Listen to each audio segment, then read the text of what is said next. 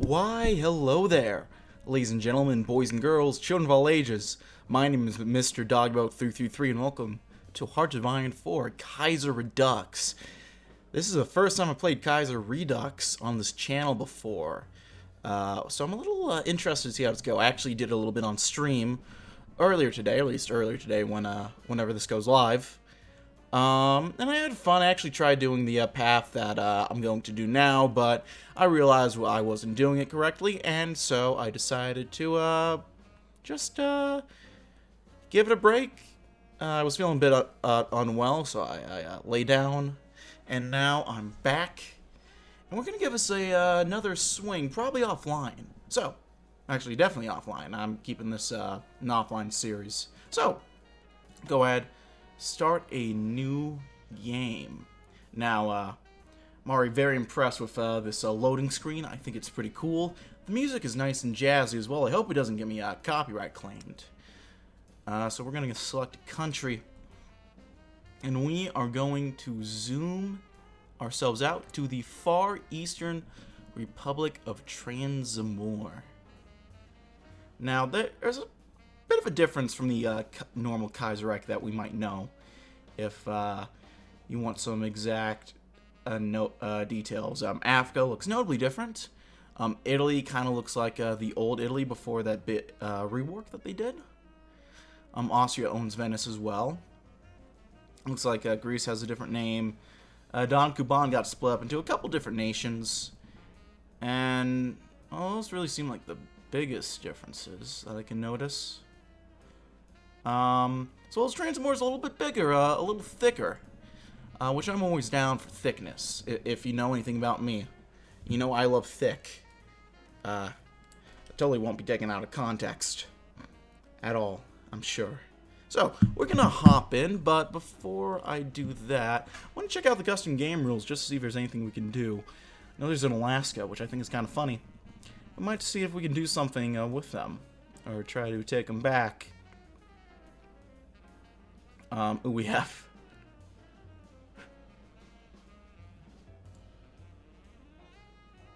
Oh no.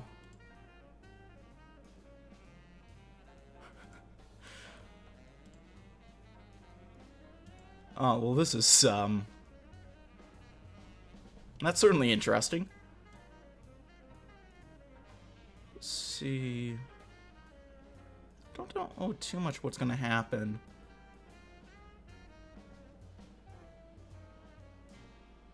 Just kind of giving it a canter down. Koretsky can survive. I saw that. There's a lot of wacky. There's a lot of airs.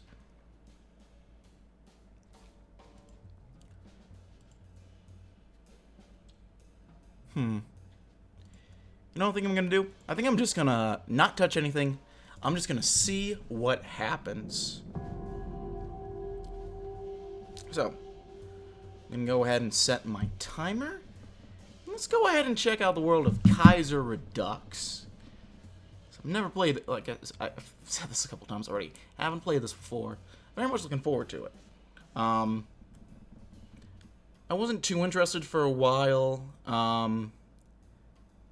but I don't know, a few months, a month or two ago, I was like, you know what? If you're taking a break from TNO anyway, might as well try some different stuff, so that's when I hopped into 1000 Week Reich, and now I'm hopping into Kaiserredux. Let me play the game. Something really cool that I found out with the stream. You have the country path guide, which is pretty neat.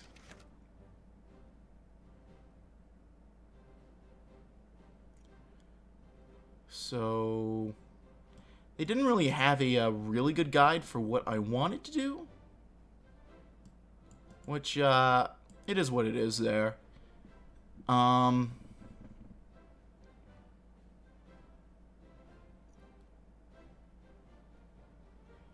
it kind of tells you what I want to do. So, there we go. So let's take a look at what we got. We are led by Alexander Kolchak, the admiral dictator and the supreme ruler of Russia, who has just an insane amount of fucking bonuses. So let's take a look at who he is. Once a polar explorer and commander in the Imperial Russian Navy, who had also fought both the Russo-Japanese War and the Weltkrieg, Kolchak is now the self-proclaimed supreme ruler of Russia and a puppet quasi-state in the Far East, unsuccessfully trying to throw off the shackles of Japanese imperialism. How did he come to such a life? When the Civil War was raging in the vast expanse of Russia, Kolchak, in many ways, suddenly, for himself, was proclaimed the supreme ruler of Russia during the Putsch in November 1918. Having first arrested the SRS and declared martial law, the imminent catastrophe was stopped by Savinkov, who agreed with Kolchak on the adoption of the SR agrarian reforms. The Whites were united and strong. The Siberian army soon merged with other White armies, and by the end of 1919, the Bolsheviks surrendered. Having made a difficult choice in favor of Russia, Kolchak made an equally difficult choice, renouncing the supreme power, approving the Second Constituent Assembly in 1920. However, relations with the newly created Russian Republic's government were quite hostile due to the Brest-Litovsk Treaty, which they had agreed to and signed for Japanese intervention in Transamur and Eastern Karelian Revolt. These relations only worsened in 1925 after Kolchak's unsuccessful coup d'etat against the government of Kerensky's German lapdogs. The rogue admiral managed to escape from Russia and, ironically, found refuge in the pro-Japanese state of Transamur, the power in which belonged to the Kwantung army and the richest Merkulov family. Having enlisted the support of the Ataman of the Transbaikal Cossack Simonov and the East Siberian Oblastniks, as well as support of Tokyo, Kolchak again found himself the chair of the supreme ruler, but this time with a clear goal: to finish what he'd started and overthrow the Petrograd regime. So, a fair bit there. One cool thing that I noticed. There's an option for Kolchak's portrait. We'll have him shave. And there we go, he has a new portrait. It's probably a very, very silly feature, admittedly. And, I don't know if it's entirely necessary, but I think it's cool nonetheless.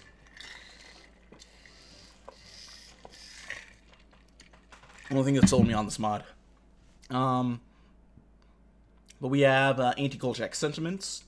Gives us a disability. Kolchak's regime has few supporters and many haters. Most of the liberals are in open opposition to him, while even his own generals are not that trustworthy. There's even a chance that they'll start a coup to overthrow Kolchak. Only have greater Transamur ambitions. Ever since 1929, the Transamur government has claimed that his rightful government of all Russia, disposed by filthy traitors of Kerensky's cabinet. Although the country is in great shape, its leaders hold hopes that one day Transamur may become a major power. Then we've got army modernization, which just gives us an assload of recruitable population. Jesus. Siberian army. A hell of a lot of nice bonuses. Can help us, especially when we push in here. We have Oblastniksky, which are our Siberian regionalists, who have decreased opinion of our government as we don't let them have more autonomy. If sports are low, they can revolt. We also have dependence on Japan, which is pretty low. Our relationship with the Japanese Empire is slowly moving from that of a mutually beneficial partnership, ostensibly at least, to one that bears all the hallmarks of a serious trade imbalance.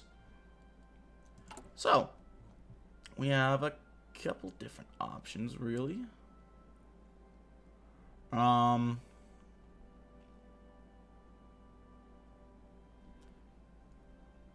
So, the main thing we deal with is the Kolchak regime. It's actually pretty interesting. I like how this is set up. It's neat. By seizing power in the Far Eastern Republic of Transamur in 1925, Kolchak has united various groups of people into a state of constant politics, scandals, and debates. This led to the establishment of nominal spheres of influence, in which certain political groups have more authority and influence among the citizens than the others. As the groups are different ideologically, this conflict of interest is an inevitable part of modern Far Eastern politics.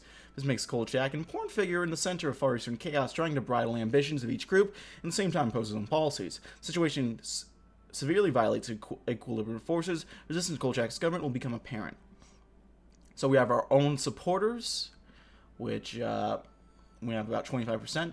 We have Oblastniksky, which are basically, the best way I can describe them are Democrat people who want to sort of have their own autonomy and govern things how they want to.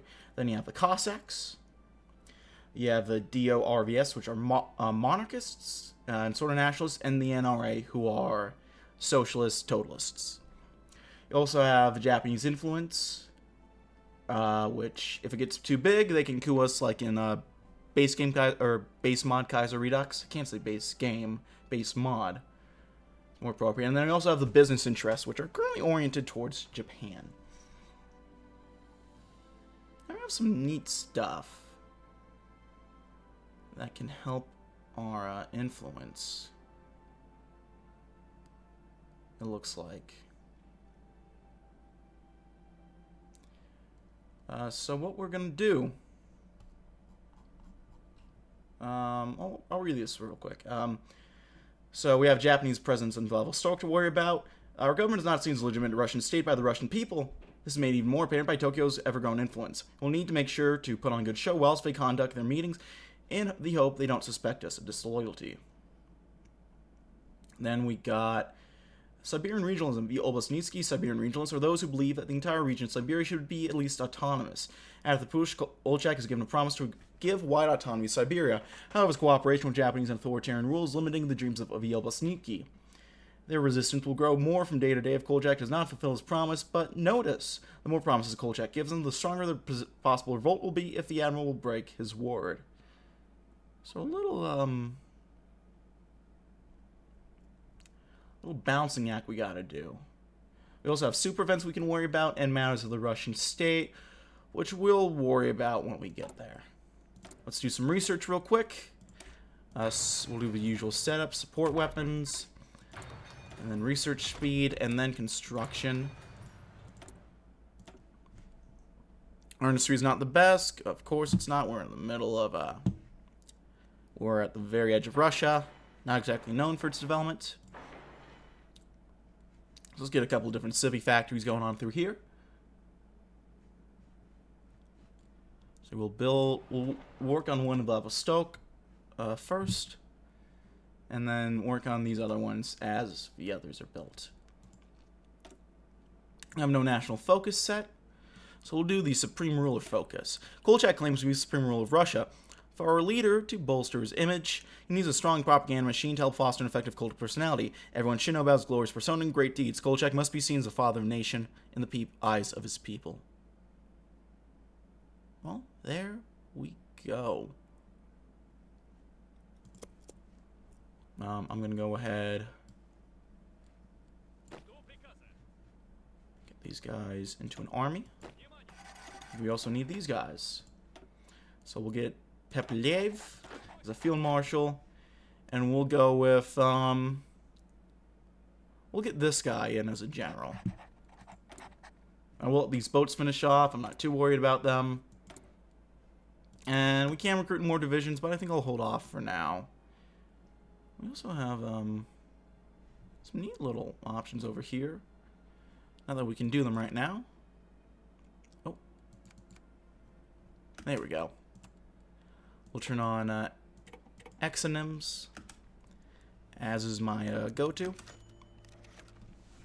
So, Siberia in the Russian Far East has been a major area of conflict during the Russian Civil War. Its location of short-lived Democratic Republic, the rising of a Czech Legion, Japanese intervention, will force to evacuate their forces due to German pressure, as well as intense resistance from local Cossacks.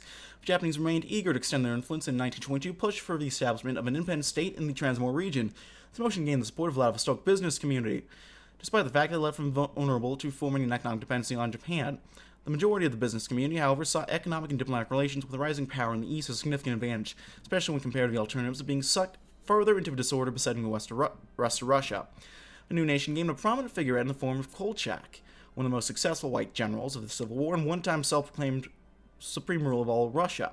When forced to flee Russia following his unsuccessful attempt to seize control in 1925. In 1936, the Transamur Republic became a corporate and militaristic state highly tied to the Japanese Empire. And yet Kolchak has ambitions of his own. Could he simply be playing a very dangerous game using Japanese protection to establish his own rule, first over Siberia and then over Russia as a whole? Very interesting indeed.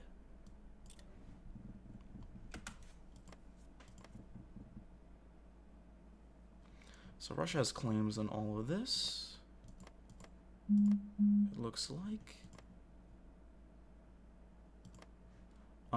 We only really have to worry about a front line over here. Kerensky's dead. Who'd have thunk it?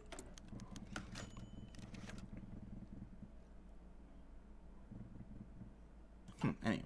When the Britain's empire fell, the three great powers of the Far East fought over the British concessions in Cold War for dominance over Chinese trade and influence. They also sent troops to secure concessions and fought Chinese radicals alongside our Japanese partners. When America intervened to stop the war, they created legation cities officially known as the International Mandate for Chinese Concessions, a method of regulating trade in China and ensuring equal access under the open door policy. Naturally, Russia was granted a seat on the Council, and representatives are welcomed in Shanghai. Unfortunately, we were only granted observer rights on the Council, as the Galatian cities judge the failing regime in Moscow was a credible challenge to our legitimacy. Thus, there is an awkward situation in Shanghai of one Russian delegation for two Russian regimes, unable to vote and barely able to debate. Until either we or Moscow secure our hold over Russia, this irksome arrangement shall continue. We deserve a voice in Shanghai.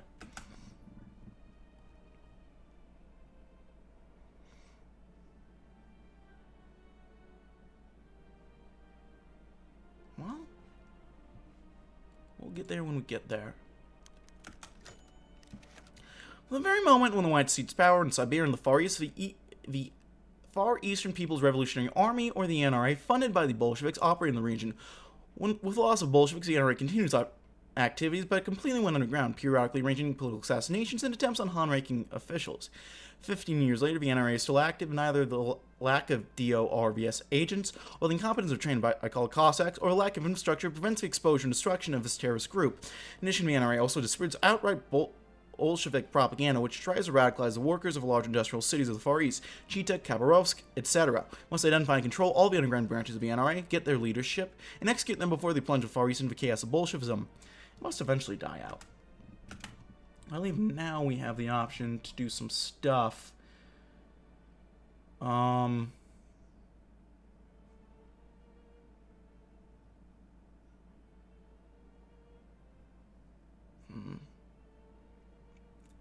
go ahead and renovate the Akushin tracks.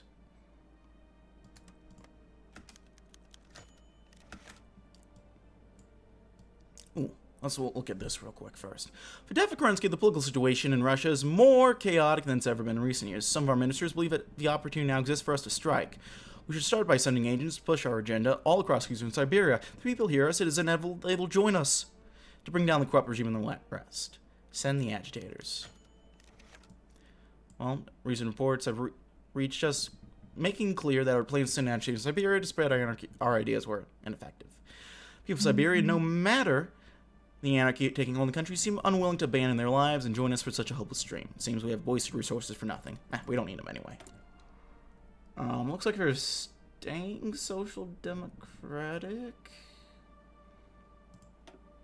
It's hard to say. I'll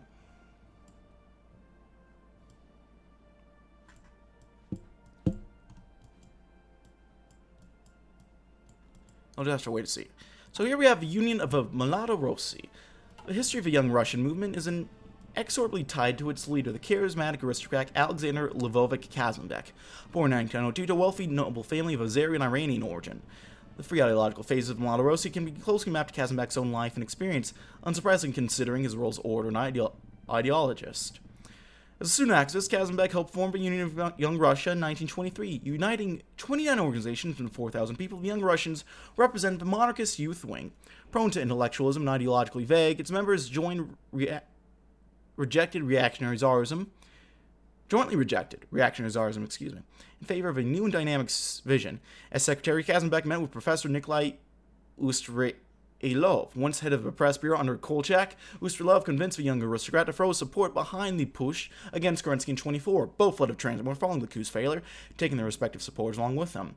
Ustrelov became disillusioned with the white movement and began idolizing the Bolsheviks as defenders of Russian sovereignty.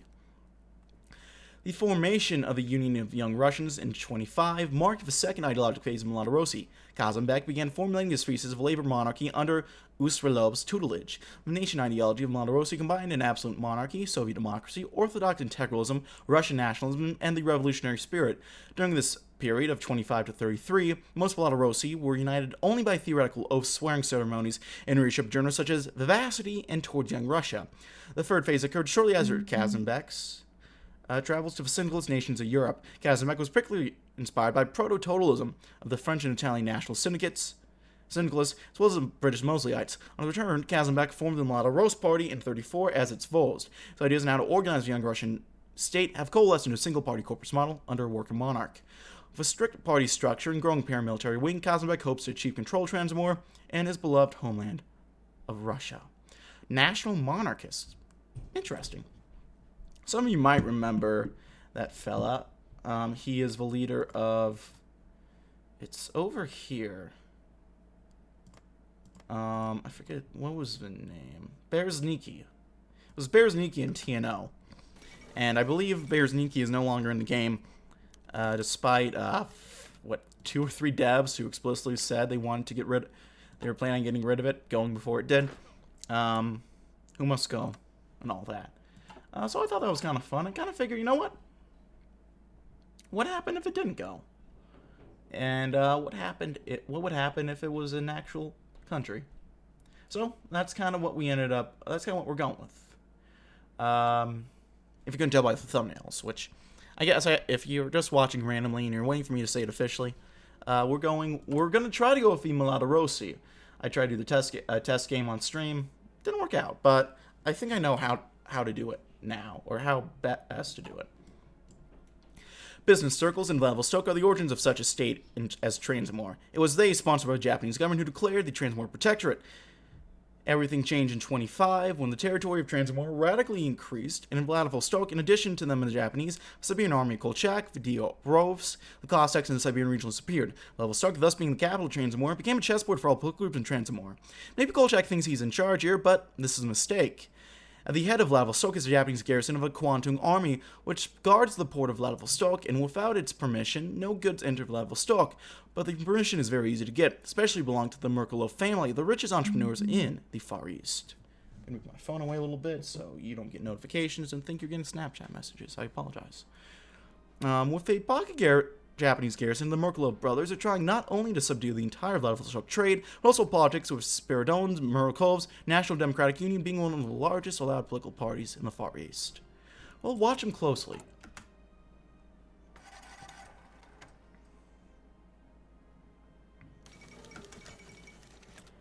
Well, news of the death of George V, the king in exile of the United Kingdom, has reached Vladivostok. Once Kolchak's army, the monarch guaranteed his safety in 25 until the British Revolution.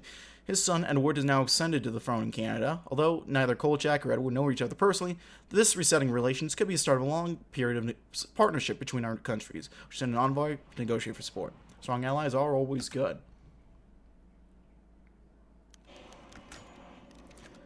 Our envoy's return with good news. Edward VIII has expressed a respect for our cause. However, the king has promised to partially support us, he refused to give us complete backing. While the outcome is not as great as we previously hoped, some support from the Entente is most welcome. It is better than nothing, after all. Eddie's been crowned.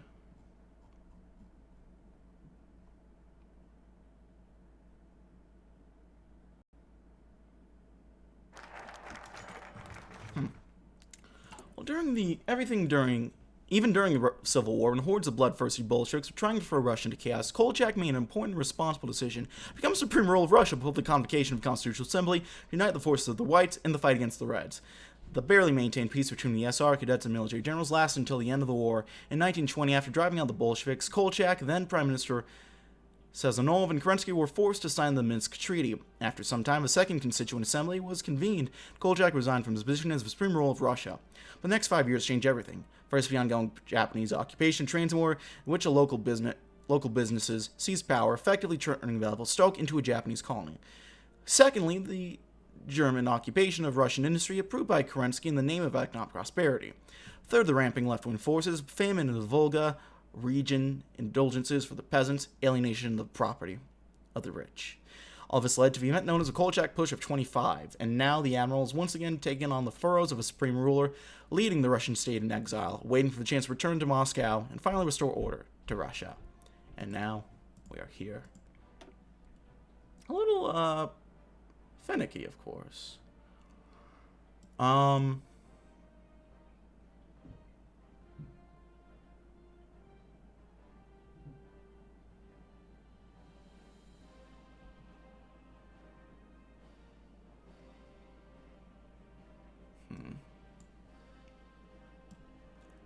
think we'll go ahead and we'll work on crushing the NRA, I believe. The People's Revolutionary Army is the main threat to the existence of our country. The Socialists try to undermine the state by terror tactics, but hopefully their recent activities have betrayed them. The Kolchak Secret Service already knows their location and is ready to strike.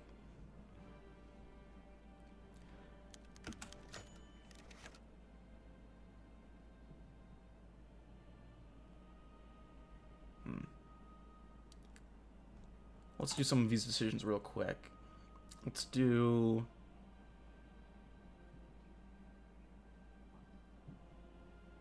expedition to search for blue clay. And we'll do the Petropavlovsk port project as well.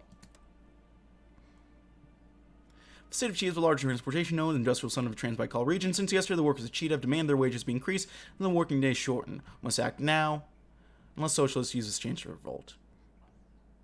Let's try agreeing to their demands.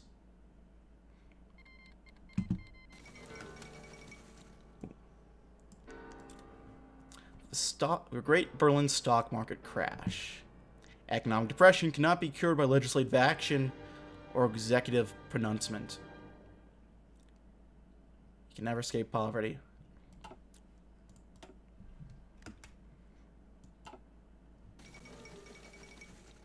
Black Monday. Cerealians elected in France. Poland declares a republic. So Cerealians are the totalists, right? Well, this looks like a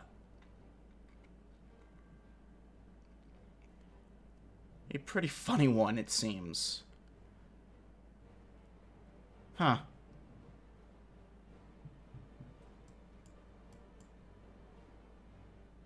Okay, good to know. Anyway, the All-Russian Nationalist Movement.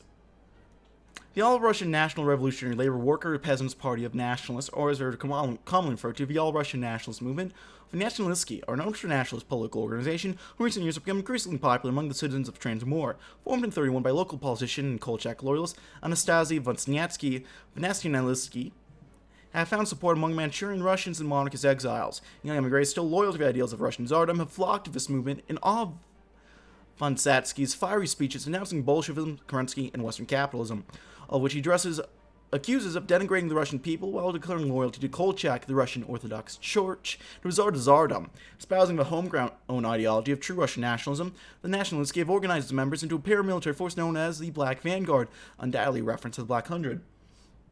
The Black Vanguard have provided security to Kolchak's regime and have engaged in rounding up political dissidents as well as prominent members of a Jewish Vladivostok community accused of promoting dangerous foreign ideologies.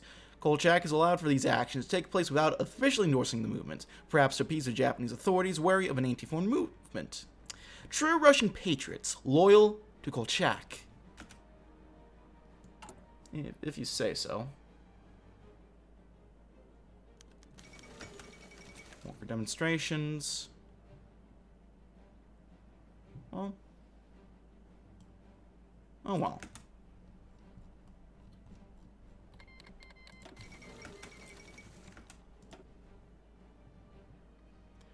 We're gonna have Obosniksky gain support. Icelandic independence. I believe what we want to have happen is these guys need to get, I think it's 30% support. Then they will have a coup.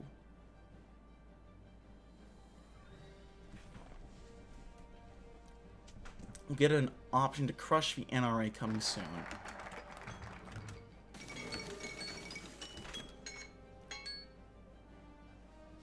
The People's Revolutionary Army has become a problem for a long time.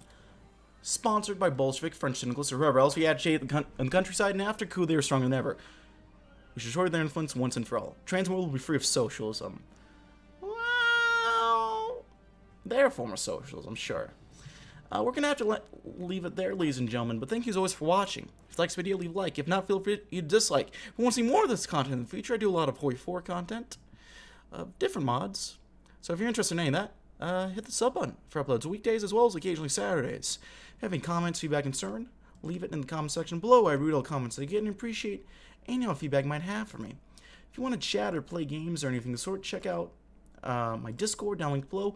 If you want to send a few bucks by me of the month, I have a Patreon. If you want to see me do this sort of stuff live, I have a Twitch. If you want to just chat, play games, or